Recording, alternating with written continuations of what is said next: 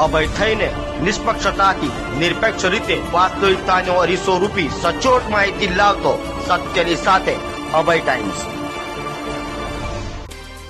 સુરતના માજી કોર્પોરેટર અને ભાજપના પૂર્વ શહેર પ્રમુખ નીતિન ભજીયાવાળાએ કોટ વિસ્તાર અને તેમાં પણ ખાસ કરીને ચોટા બજાર તથા રાજમાર્ગ પર રાત્રિ બજારના નામે થતા દબાણો દૂર કરવા માંગ કરી હતી।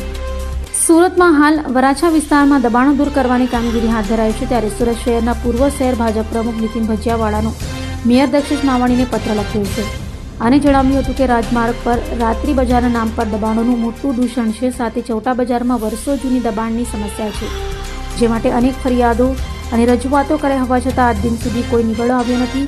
ત્યારે વરાછાની જેમ કોટ વિસ્તારના દબાણો હટાવવા માટે પણ અંગત રસ દાખવવાની રજૂઆત મેયરને કરી હતી।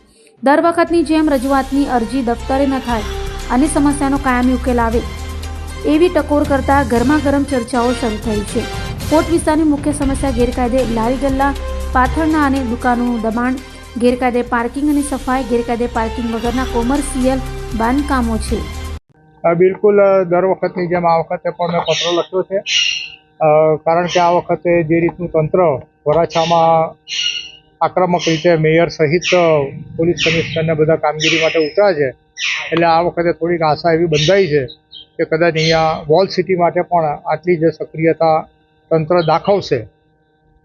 જો દાખવે તો સારી વાત છે, નહીં તો દર વખતની જેમ છેલ્લે ઠંડુ પાણી જો રેડાવવાનું હોય તે દુઃખદ બાબત છે। આટલા ઘણા વર્ષોથી દબાણ છે ચોટા બજારમાં, તમે અનેકો પત્ર લખ્યા સુધી આ સમસ્યા હલ નથી થઈ, એટલે એ સમસ્યા હલ નથી થઈ એ દુઃખદ બાબત છે, અને આ સમસ્યાને કારણે અહીંયાના મૂળ નિવાસીઓએ અહીંયાથી બીજે સ્થળાંતર કરવું પડે તે પણ શરમજનક બાબત છે। આ ધારાસભ્ય પત્ર લખ્યા અને મેયર કમિશનર સામે લાગે, પણ કોટ વિસ્તારની શું?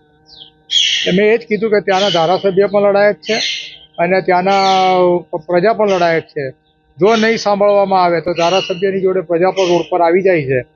મેં આ જ પત્ર બારે બાર ધારાસભ્યને અને 2 સાંસદ સભ્યને પણ પાઠવેલા છે કે ભાઈ મૂળ સુરતમાંથી જ આપણે બેઠા છીએ તો બધા જ ધારાસભ્યોએ અને સાંસદ સભ્યોએ આ બાબતમાં રસ દાખવવો જોઈએ। ચોટા બજારમાં રહેણાંક વિસ્તાર પણ જે હોસ્પિટલ પણ આવી છે, એમ્બ્યુલન્સ સમયસર નથી પહોંચી શકતી, ઘણી વખત બંધ થાય છે, દર્દીઓના મૃત્યુ પણ થાય છે, કેટલું ગંભીર કહેવાય?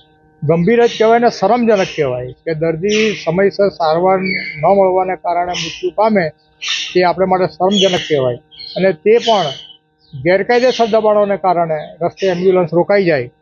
કોઈક બીજું કારણ હોય ને એમ્બ્યુલન્સમાં મૃત્યુ થાય તે વસ્તુ અલગ છે, તો એમ્બ્યુલન્સ ચાલી નહીં શકે અને સમયસર દર્દી પહોંચી નહીં શકે તે શરમજનક બાબત। તંત્રને શું કહેશો?